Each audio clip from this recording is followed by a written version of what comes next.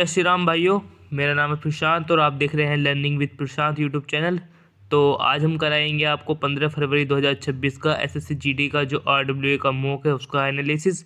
और आज के एनालिसिस में हम आपको याद कराएंगे जीएस के जो क्वेश्चन थे, वो क्वेश्चन जो उस मॉक में थे। तो चलो बिना देरी के अपना स्टार्ट करते हैं मॉक का एनालिसिस। तो भाई यहाँ पर आपका फर्स्ट क्वेश्चन था कि हाल ही में जो ब्रिज समिट 2025 दुनिया की सबसे बड़ी डेब्यू मीटिंग इवेंट कहाँ आयोजित की गई। तो भाई ये क्वेश्चन मेरा गलत था और ये बस 25% बच्चों को ही ठीक था।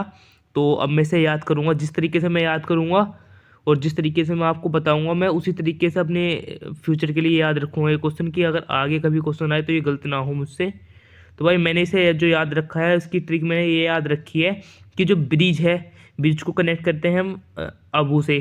तो अबू, आपको पता होगा कि जो मोमडन लोग हैं ये अपने जो फादर है उनको अबू के नाम से जानते हैं। तो जो मतलब पापा होते हैं, तो पापा एक तरीके से ब्रिज की तरह काम करते हैं किसी भी चीज़ को किसी भी चीज़ से मिलाने के लिए।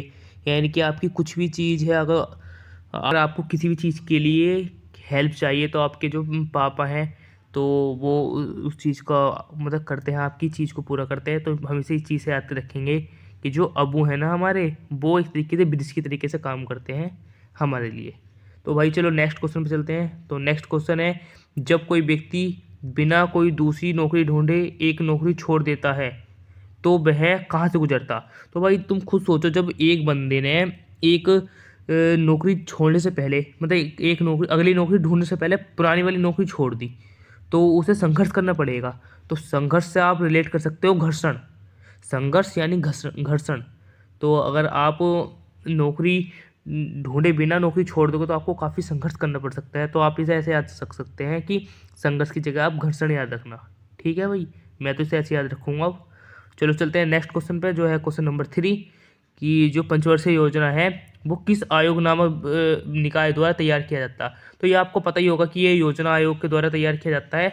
इसमें कोई ट्रिक नहीं है क्योंकि ये नॉर्मल सा क्वेश्चन है, सबको याद रहता है। अब चलते हैं फोर्थ क्वेश्चन पर। तो भाई ये क्वेश्चन ये है कि निम्नलिखित में से किस लोक नृत्य का संबंध गोवा से है। तो गोवा, गोवा से आप याद रखना देखनी, यानी कि देखनी, यानी हम कभी जाते हैं गोवा तो हम क्या करने जाते हैं, वहाँ का जो इन्वायरमेंट है उसे देखने के लिए तो जाते हैं। जहाँ पे आपको पता होगा वहाँ पे वो काफ़ी सारे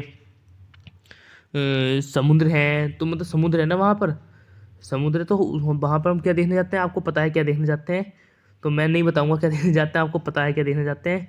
चलो अब चलते हैं फोर्थ नेक्स्ट क्वेश्चन पर, जो है कि 1857 के विद्रोह का तात्कालिक कारण इनमें से क्या था।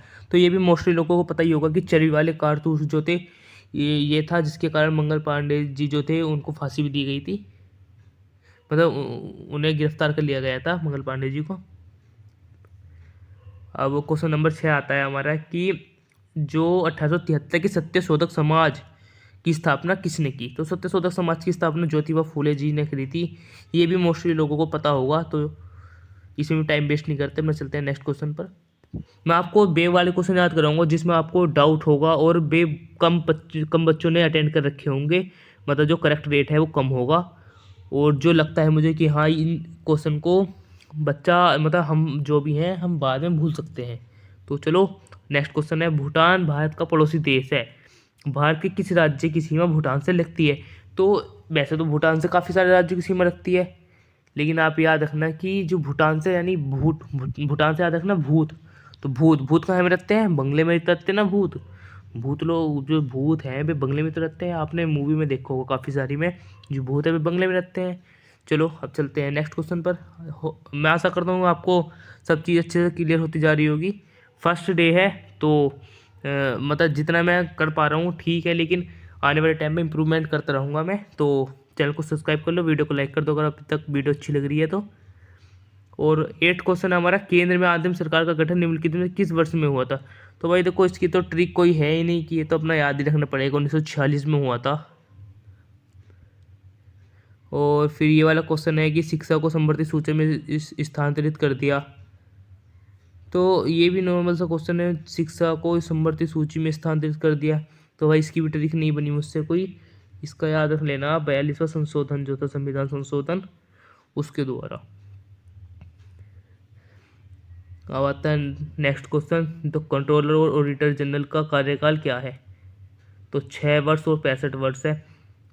ये भी आपको याद रखना पड़ेगा, क्योंकि 5 62 से तो मुझे नहीं लगता कि कोई सा है किसी का कार्यकाल 5 62 नहीं है, और ना ही 9 9 65 है, और ना ही 60 60 है किसी का, 7 60 7 वर्ष 60 वर्ष। तो 6 वर्ष या 65 वर्ष, इसका मतलब होता है 6 वर्ष तक कार्य पर रह सकता है, या तो 6 वर्ष, या फिर उसकी एज अगर 65 हो गई तो जब तक। ठीक है भाई। अब चलते हैं नेक्स्ट क्वेश्चन पर। तो ये क्वेश्चन मेरी अच्छे से याद था, क्योंकि जो जो फुटबॉल है ना, फुटबॉल वो 45 45 मिनट के 2 राउंड होते हैं उसमें। 45 45 मिनट के गैप से, मतलब एक मैच 45 मिनट का खेलेगा, फिर आपको थोड़ा टाइम मिलेगा रेस्ट का, फिर 45 मिनट का एक गेम खेलेगा। तो आपको ये याद रखना है, 90 90 मिनट का फुटबॉल का मैच होता है, कोई सा भी मैच हो। तो 12वें क्वेश्चन पे चलते हैं। 12वां क्वेश्चन है कि भारत में पूंजी खाते में कौन सा शामिल नहीं है? तो विदेश से प्रशिक्षण, जो प्रशिक्षण है विदेश से, वो शामिल नहीं है, कि जो विदेश की भी चीज़ है वो हमारे यहाँ पर जो भी आएगी तो वो पूंजी खाते में ऐड नहीं होगी। ठीक है भाई। अब चलते हैं 13 क्वेश्चन पे। 13वां नंबर का जो है, कौन सा भारतीय शहर मूसी नदी के तट पर स्थित है? हम्म,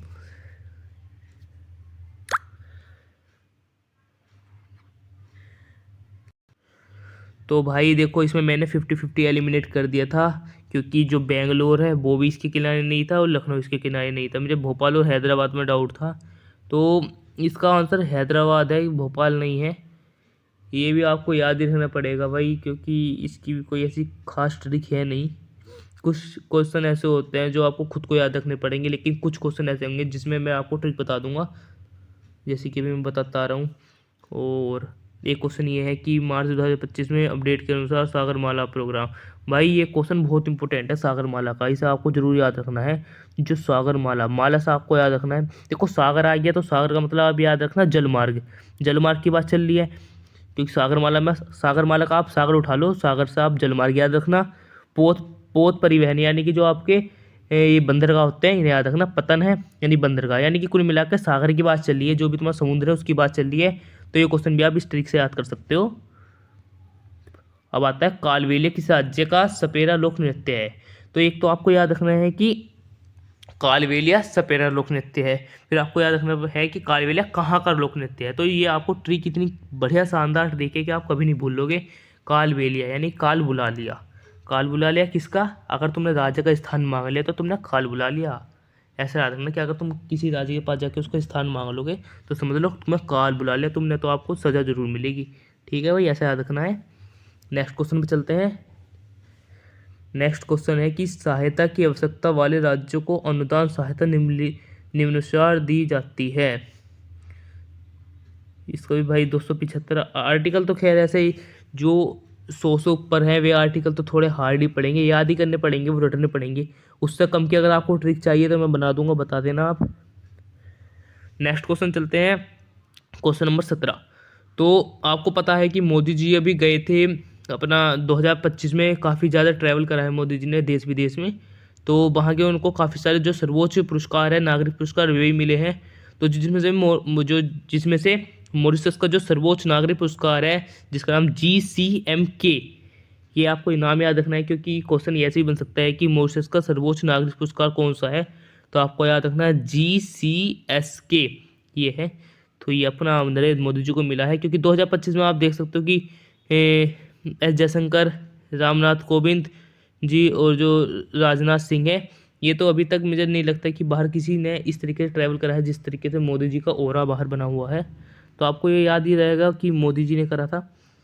लेकिन आपको बस ये चीज़ जरूर याद रखनी है कि कौन सा पुरस्कार मिला है मोदी जी को, मॉरिशस का सर्वोच्च पुरस्कार, इसका नाम याद रखना है GCSK। ठीक है भाई। अब चलते हैं 18 क्वेश्चन पर।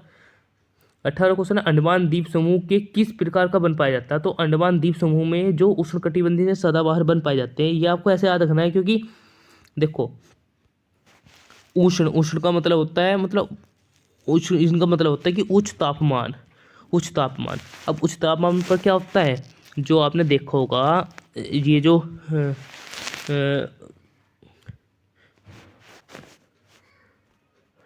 जो मुर्गी जो एग फर्टिलाइज करती है तो वो अंडे पर बैठती है, जिससे कि अंडे से बच्चा बाहर निकलता है, जो चूजा है वो बाहर निकलता है।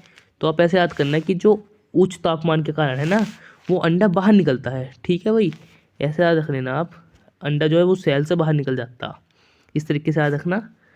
और अब चलते हैं अपना नेक्स्ट क्वेश्चन पर। हाल ही में किस देश के खिलाड़ी उस्मान ख्वाजा ने अंतर्राष्ट्रीय क्रिकेट में संन्यास लिया? तो भाई इसकी ट्रिक ये है कि उस्मान ख्वाजा, उस्मान तो आपको भूल जाना है, याद रखना है ख्वाजा। ख्वाजा साहब ने याद रखना है खाना, खाजा खाजा, ख्वाजा खाजा, खाजा। जब खाएगा तो खाएगा किस में, वो एक ट्रे में तो खाएगा ना, एक ट्रे में खाएगा। तो ट्रे से आपको याद रख लेना है ऑस्ट्रेलिया, ऑस्ट्रेलिया यानी ट्रे, ट्रे लिया, पहले ट्रे लिया फिर हम क्या खाएंगे, खाना खाएंगे। ठीक है भाई, आपको ये ऐसे याद रख लेना है। और लास्ट का क्वेश्चन है, मानव शरीर में टीबिया नामक हड्डी कहाँ पाई जाती है? तो भाई ये क्वेश्चन भी मेरी मतलब ट्रिक से याद नहीं है, लेकिन अब मेरे हमेशा ये याद रहेगा। मैंने मतलब एक तरीके से कह सकता हूँ रट लिया है ये क्वेश्चन। जो मानव शरीर में टीबिया नामक हड्डी है ना, वो हमारे पैर में पाई जाती है, जिसे हम बोलते हैं सिनवोन। जब आप भागते हो तो वो रहता है नहीं सिनवोन, जहाँ पे सिन पेन होता है, उसको ही बोलते हैं टीबिया। तो टीबिया नामक हड्डी वही है, पैर की जो हड्डी रहती है। ठीक है भाई, अगर आपको वीडियो अच्छी लगी हो तो वीडियो को लाइक कर दो, चैनल को सब्सक्राइब कर दो, और कमेंट में बता देना आपको ट्रिकें कैसी लगी। और जिस भी चीज़ की ट्रिक नहीं बन पाई, और अगर उसका कमेंट आता है कि भाई ये याद नहीं हुआ, तो मैं उसके ट्राई कर लूँगा अगर ट्रिक बनेगी तो कोई। वैसे मैंने सब ट्रिक लगा के देख ली है, जितनी ट्रिक हो सकती थी अवेलेबल मैंने कर दी है। तो अब जो मॉक आएगा, नेक्स्ट मॉक RW का, SSC GD का, उसका भी हम एनालिसिस करा देंगे और ट्रिक से याद करा देंगे, जो भी आपकी GS है। क्योंकि भाई GS में आप मोस्टली चीज़ें ट्रिक से याद कर सकते हो, लेकिन आपको रिवीजन करता रहना पड़ेगा कुल मिला के चीज़ों को। जितना आप रिवीजन करेंगे उतने लंबे टाइम तक आपकी याद रहेगी चीज़ें। तो अगर वीडियो अच्छी लगी हो तो वीडियो को लाइक कर दो, चैनल को सब्सक्राइब कर लो, और अगर ये सीरीज़ कंटिन्यू रखनी है तो कमेंट कर देना। ठीक है भाई, मिलते हैं नेक्स्ट वीडियो में, तब तक के लिए बाय बाय।